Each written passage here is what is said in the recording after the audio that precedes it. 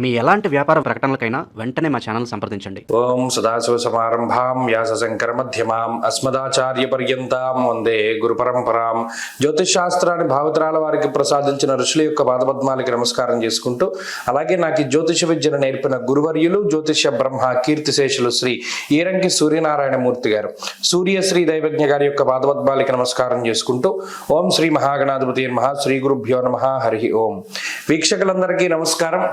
ఫిబ్రవరి నెల 15వ తారీఖు లగాయితూ ఫిబ్రవరి 21వ తారీఖు వరకు ఉండేటువంటి గ్రహగతుల ఆధారంగా ద్వాదశ రాశుల వారికి ఈ వారం ఏ విధమైనటువంటి శుభాశుభ ఫలితాలు కలగబోతున్నాయో ఈ కార్యక్రమం ద్వారా తెలుసుకుందాం. అందులో భాగంగా ఈ వారం ఉండేటువంటి గ్రహస్థితిని గమనిస్తే, ఈ వారంలో పంచగ్రహ కూటమి కుంభరాశి యందు రాహువు, రవి, బుధ, శుక్ర, చంద్రగ్రహాల యొక్క యుతి కుంభరాశి యందు ఏర్పడుతూ ఉన్నది. అలాగే మిథున రాశి యందు గురుగ్రహ సంచారము, మకరమందు కుజ సంచారము, సింహమందు కేతు సంచారము, మీనమందు శని సంచారము. ఈ సంచారములతోటి ఈ కూటమితోటి ఈ వారం ముందుకు వెళ్ళబోతూ ఉన్నది.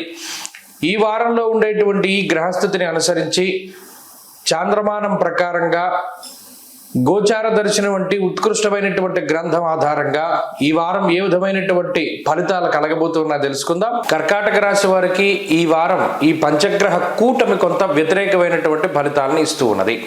ఎక్కువ మనం గ్రహ ప్రభావాన్ని పరిశీలన చేస్తే అష్టమ రవి, అష్టమ రాహు, అష్టమ బుధ, అష్టమ చంద్ర స్థితులను బట్టి అటు వ్యయస్థాన స్థిత గురుడు కానీ, సప్తమ స్థాన స్థిత కుజుడు కానీ, ఈ 2వ స్థానమందు ఉన్నటువంటి కేతువు కానీ, భాగ్యమందు శని కానీ, టోటల్గా 9 గ్రహాలు ప్రతికూలంగా ఉండేటువంటి పరిస్థితి.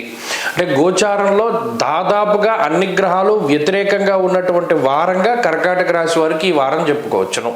ఏమంటే ఇలా వ్యతిరేకంగా ఉంటే ఏమవుతుంది, ఏమన్నా భయమా, అపాయమా అంటే నిజానికి ఇది చాలా అరుదుగానే సంభవిస్తుంది. చాలా వరకు చాలా మందికి జరుగుతూ ఉంటాయి. ఇది వరకు వేరే వేరే రాశులకు కూడా 9 గ్రహాలు ప్రతికూలంగా ఉండేటువంటి రోజులు ఉన్నాయి. అప్పుడు ఏమవుతుంది ఏంటంటే, మనం ఏది పట్టుకున్నా అది అంత సక్సెస్ఫుల్గా ఉండదు.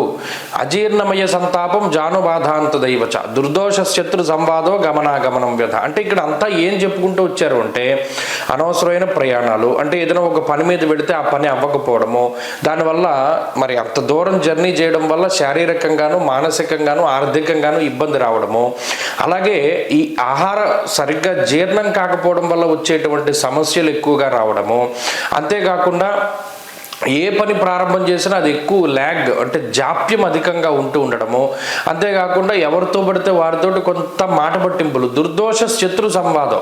మీ దోషం లేనప్పటికీ కూడా ఎదుటివాడు వచ్చి మిమ్మల్ని ఏదో ఒక మాట అనేటువంటి పరిస్థితిలో ఒత్తిడి ఎక్కువగా ఉంటూ ఉండడము, లేదా 4 కాళ్ళ జంతువుల వల్లనో లేదా విషపూరితమైనటువంటి జంతువుల వల్లనో కొంత భయం కలుగుతూ ఉండడం, లేదా వాటి యొక్క దర్శనం. అంటే ఎప్పుడు కనబడదు పాము, మీరు వెళ్ళిపోతూ ఉంటే కనబడుతూ ఉంటుంది. లేదా ఏదైనా ఆకాశంలో వెళ్ళేటువంటి కొంత అరుదైనటువంటి విషపూరితమైనటువంటి జంతువులు, గొడ్లగోప, గడ్డ, రాబందు, ఇటువంటివి ఎప్పుడు మీరు చూసుండరు, కానీ అటువంటివి దర్శనమిస్తూ ఉంటాయి. అంటే దుర్నిమిత్తాదులు, అంటే మీకు ఎప్పుడూ కూడా కనబడనటువంటి కొన్ని దుశ్శకున సంకేతమైనటువంటి పక్షులు, క్రిములు, కీటకాలు, ఇటువంటివన్నీ కనబడుతూ ఉంటాయి. అది కొంత మానసిక భయానికి కారణమవుతుంది. అది ఈ రాశివారి దృష్టిలో పెట్టుకోవాలి. అలాగే వ్యవహార శైలి కూడా మారుతూ ఉంటుంది.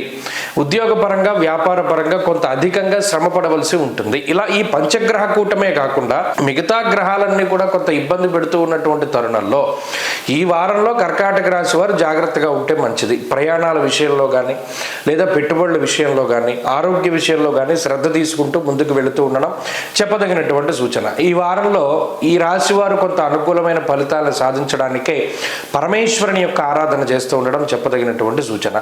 ఈ వారంలో కలిసి వచ్చేటువంటి రోజు సోమవారంగా చెప్పవచ్చును. అదృష్ట సంఖ్య 4, అదృష్ట వర్ణము తెలుపు.